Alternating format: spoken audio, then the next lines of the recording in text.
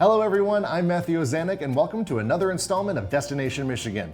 Today's adventure will be chock full of video games, bridges, and toilet paper. Now you may ask, what do any of these things have in common? And the short answer is nothing. But that's not going to stop us from getting out on the road to explore the Great Lakes State. Our first stop today will be the Blockhouse in Alma, where this old opera house is given new life as one of Michigan's premier eSports venues. Then we're going to shoot down to Battle Creek to take a stroll through historic Bridge Park and meet the man who's on a mission to train the next generation of riveters. After that, we'll shoot up to Boyne Mountain to take in the breathtaking views from the Skybridge. Finally, we're going to wrap things up on the campus of Central Michigan University, where a basketball tradition gets resurrected. Don't go anywhere because our Destination Michigan adventure begins right now.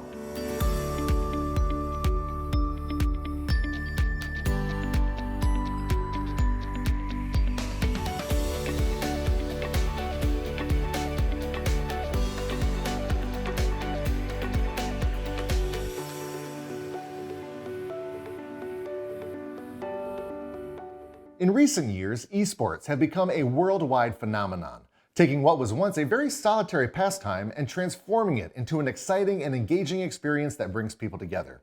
And here in Michigan, there's one business that's making eSports more accessible than ever before.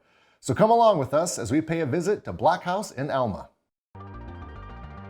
In the quiet college town of Alma, Michigan, there's something new and exciting happening downtown that's bringing in visitors from near and far.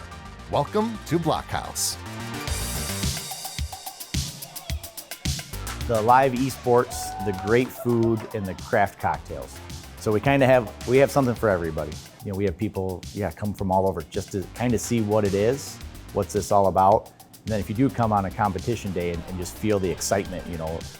The nicest part about Blockhouse is the diversity of experiences that it can provide. And that's why I think it has such potential for growth, it has such flexibility. I've been here almost 4 years, and at that point, this place looked completely different. There was no screens, no TVs. So now just like seeing the transformation of like the design and how that plays such a big part in how people feel welcome here too, and how they feel comfortable and open enough to pick up a controller that they wouldn't normally pick up or try a new dish that they wouldn't normally try. The biggest thing that like a lot of us say around here, especially among staff, they call it a block home. Just because of the way it is and how people interact with each other. You got an open concept, you got our couches, we got our chairs, we got people just running around, kids just having fun. It feels like you're at a house, and just hearing like all the laughter and the screams and people just enjoying their food, and sometimes you even have random tables just talking to each other. It's phenomenal how that works out.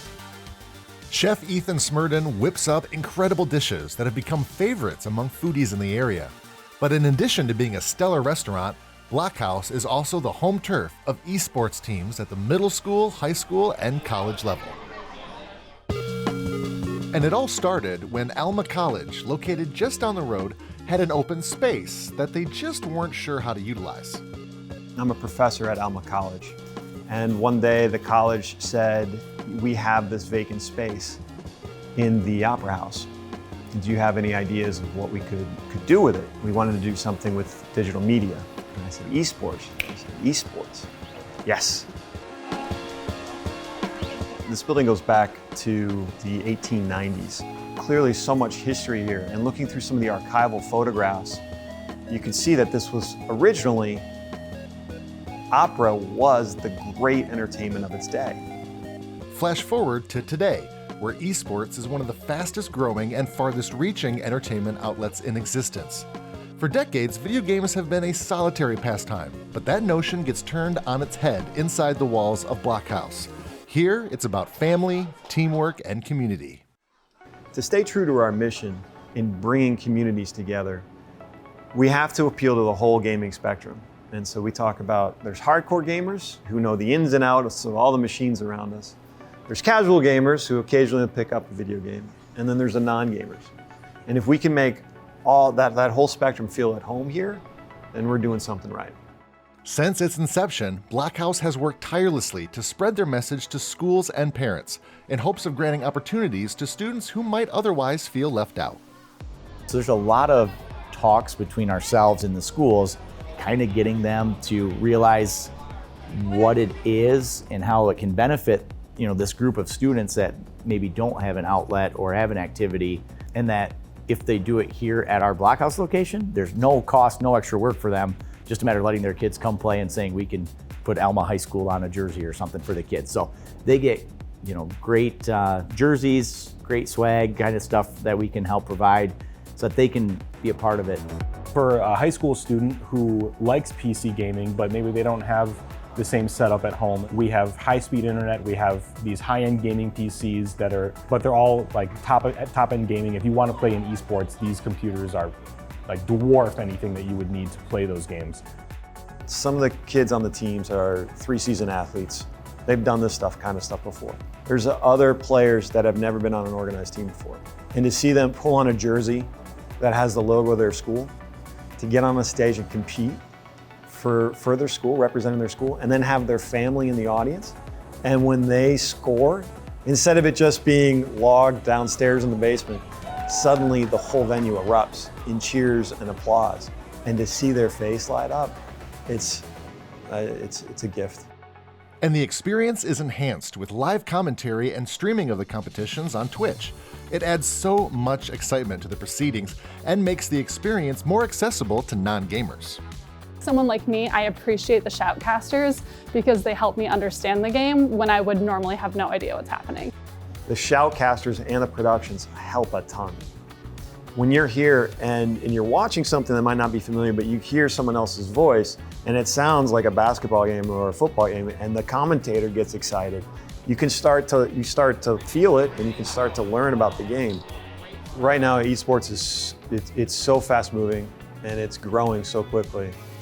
Like, there is so much potential to impact not just the surrounding community, but beyond that, the interconnectedness of eSports, that you end up rippling out into communities in a radius that we didn't even expect. And now we're all really excited about seeing Blockhouse grow into a second location, and then even beyond that, and start thinking even beyond Michigan. One of the first few nights we were open, we realized that we had kind of inverted the model of Chuck E. Cheese. In Chuck E. Cheese, they build a place for kids and the parents can get something to eat. But here, we built a place where parents and college kids, they feel at home, but yet kids have a lot to do too. Our next story starts with a trip to Emmett Township in Calhoun County and a one-of-a-kind park. This park is home to 5 historic metal truss bridges that have been restored and preserved, making the entire area an outdoor museum. Overseeing that process was Vern Messler, and what he started in Calhoun County has expanded far beyond the park. We're at Historic Bridge Park in Emmett Township, just outside of Battle Creek, Michigan. Over time, this park kind of became a little untouched, a little unloved, and needed some help. And there were some really visionary people back in the 90s looking at restoring historic bridges. If a municipality is getting rid of a bridge, an iron bridge, a steel bridge, that they can actually get that, get some grants, get some funding to restore those bridges and use them for other things. Those visionaries already had possession of 2 bridges. Now they needed a foreman. Enter Vern Messler. He had the credentials, resume, and the willingness to accept the task of restoring bridges fabricated in the late 1800s and erecting them in a park. What I use is my experience as a steel fabricator, my experience as an educator. And the first 2 bridges was the 20-mile bridge and the 133rd Avenue bridge. They set out beside the garage in Battle Creek, alongside the garage. There they sat. The team of craftsmen, along with engineer Dennis Randolph, were ready to begin this process. They had the pieces, the support of the community, and at the helm, Vern. First of all, I didn't know what wrought iron was. And I had to learn what that was. How do you repair wrought iron? It's different than you repair steel. The other thing was rivets. I walked in to Dennis Randolph one day and I said, I don't want to weld those bridges and I don't want to put bolts. Let's do riveting. Great idea, Vern. I only had one problem. I didn't know how to rivet. Now, a quick lesson on rivets. A rivet is a permanent mechanical fastener designed to join 2 or more components together.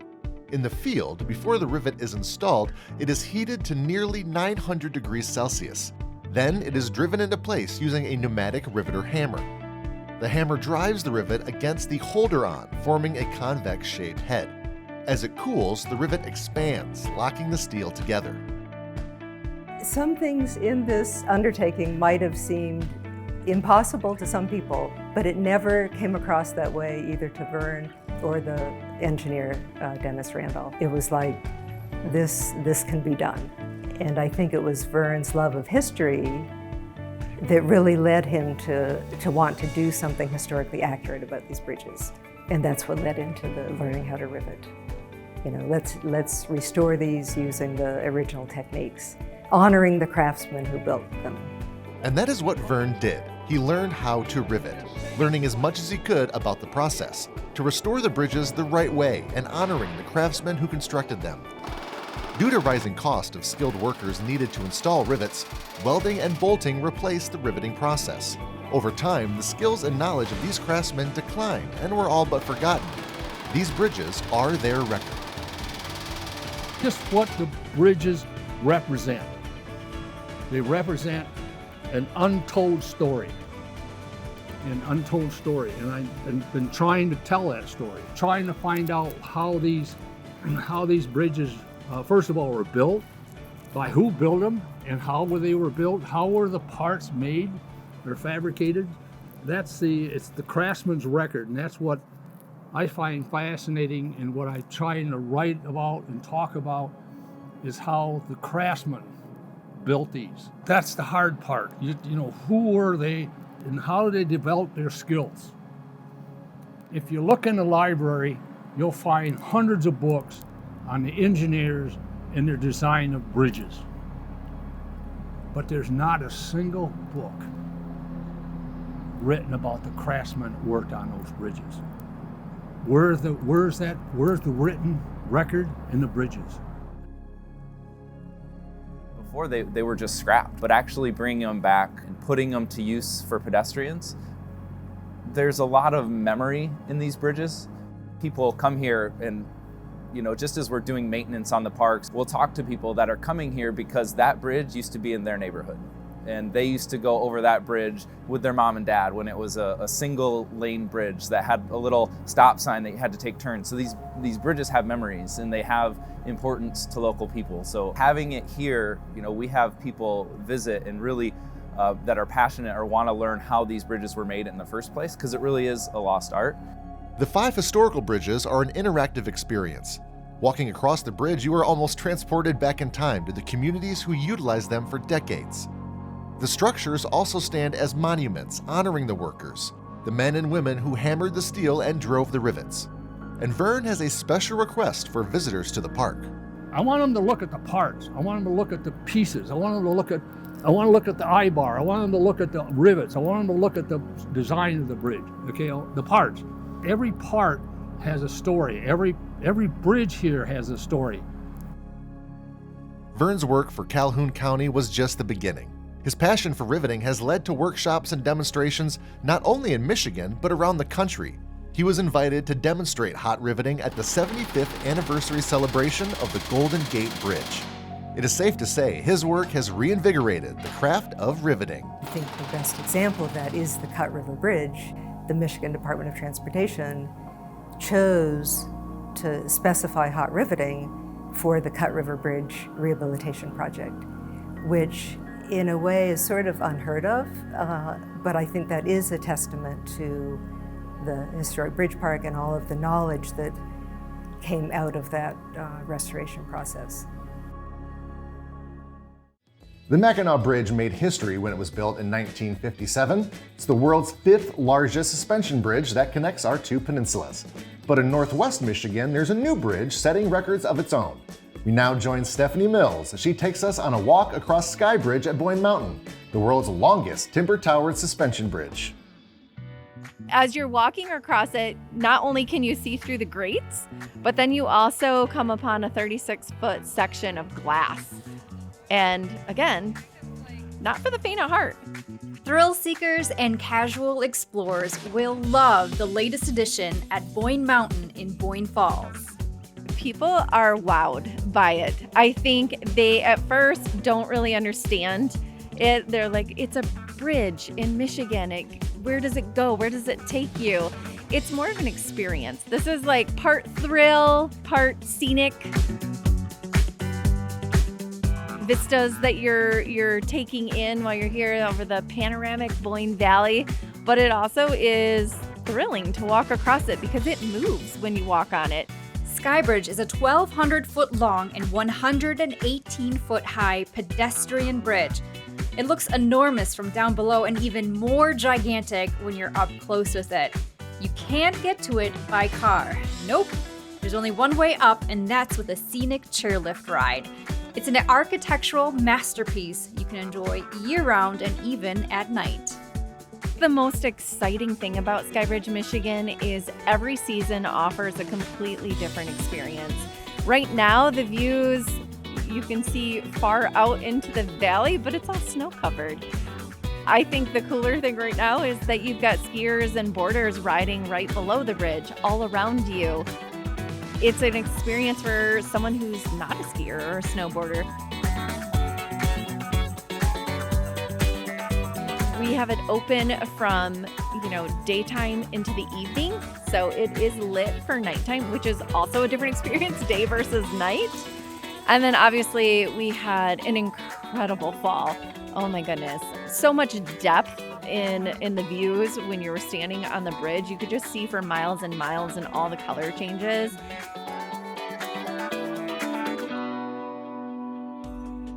Construction of the bridge started in fall of 2021. It was the talk of the town as crews got to work.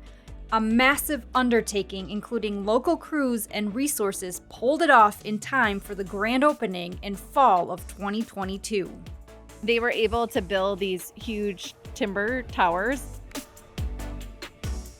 We had them pulled aside on the snow last winter. And then during the course of the winter, the team was indoors welding. So they were building all the bridge pieces, the floor pieces that you walk across. One of the coolest things was when they raised the towers, there's these huge cranes up here picking them up and actually having them stand for the first time. The timber is actually sourced from the Pacific Northwest because the trees are obviously way taller there. All sourced through a local lumber company though, Metalski Lumber right here in Boyne Falls.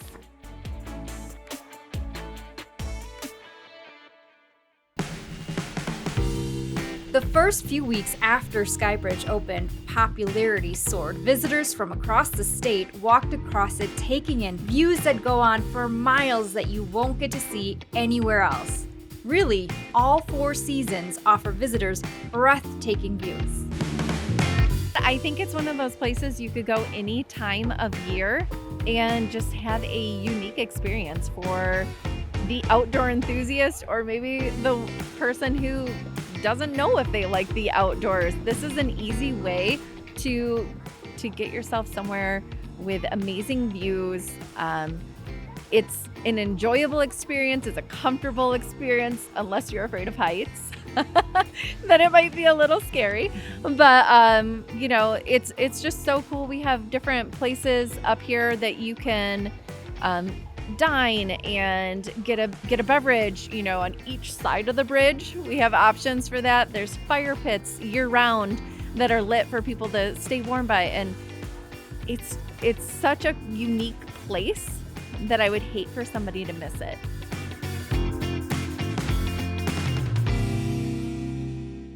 For our final story today, we're going to be packing up the Millennium Falcon and heading back to the 1980s to reminisce about a tradition that brought CMU basketball fans to their feet and had rolls of toilet paper cascading down to the court. Let's make the jump to light speed and head to Mount Pleasant to unroll the toilet paper tossing tradition. Oh yes, Michiganders love their traditions, especially on the field of play. Number 1, Lou Whitaker. Maybe you missed part of a school day and headed down to the ballpark for the Tigers home opener, like I did with my dad. Or you might be familiar with the flying octopus that makes an appearance during a Red Wings playoff run. The Detroit Red Wings win the Stanley Cup from the New York Rangers in the 7th and deciding game. That tradition dates back to 1952, when teams needed 8 wins or legs to capture Lord Stanley's Cup. But on the hardwood in Mount Pleasant, there's a toilet paper tossing tradition that started in the 80s, fizzled fast, and was brought back for fans to experience again. I mean, I think part of it is building an aura about the university, right? It's a tradition. We know universities have their traditions. Whoever is the sousaphone that gets to dot the I in Ohio at Ohio State, across the nation, we know that there is somebody who gets to dot the I at Ohio State. CMU, we had the toilet paper toss, and it puts you on the map. There's always a myth, right, that 1986-87 we have this great toilet paper toss event at CMU, and it was really big in 86-87. I mean, that is the case. But it started a few years prior. So in 1982, CMU was doing well in basketball. We had Melvin Sugar McLaughlin. We had some really pretty powerful teams at the time. The student section was called the Snake Pit, and there was a lot of school spirit. And so the men of Thorpe Hall came up with an idea, and that was let's throw toilet paper. But it was brief, short-lived. It doesn't sound like CMU was really too keen on it. But in 86-87, it really takes off.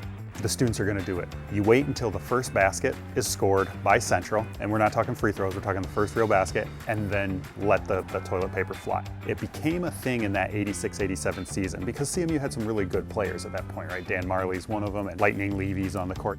You knew you were going into Rose Arena, and you were going to have to endure a rowdy crowd, a couple of really talented players, and this toilet paper tradition. Former CMU great, United States Olympian, and NBA All-Star Dan Marley remembers Rose Arena rockin' in the 80s. I just look back at this positively, but I don't think I was a typical student. I was just all basketball and studies. I didn't really do a whole lot. I show everybody the picture and I talk about it, back in Phoenix, and they look at that picture and how crazy it was. It's kind of something that really just happened. In '87, we had such a good team. I believe we didn't even lose a game that year at home, and I think we beat Wisconsin and some other teams here. Went to Western Kentucky, which was ranked, and beat them there, and then get to the tournament. And that whole toilet paper thing just kind of came out of nowhere. And I tell people it's the craziest thing. Daryl Miller would jump center, he would tip it to Tommy Johnson on the left side. I would streak down the right side, and we'd throw an alley-oop, and it had to be worked almost 8 out of 10 times, which just amazed me. Back then, I don't know if coaches scouted a lot, because I know now you get every play on tape. And the first thing I would be as a coach that came to Central Michigan and say, okay, don't let him first win the tip, and if they do win the tip, just go hug Marley. Don't let him run down the right and get a dunk. But for some reason it worked, and it's a great way to start the game. And then obviously when the toilet paper came down, it was, you can't even describe it. It's not like it was like a few hundred rolls. It was thousands of rolls, and it was just a straight whiteout. And it was pretty special to experience that all year long. This budding 80s tradition at CMU received national amplification thanks to the sharp eye of CMU photographer Peggy Brisbane. And so the iconic picture is from March of 1987 in a game against Western, which is always a great thing. Have the rivalry game, have the iconic picture.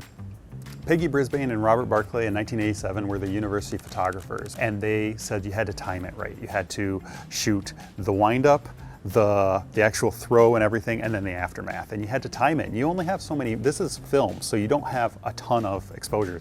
Peggy's photo, a student intern at Central, asked if he could submit it on her behalf to People magazine, and he did, and it became part of a 2-page spread in People magazine. Look at this tradition at this regional state university in the Midwest. So Peggy's photo was nationwide. The legend of it has grown.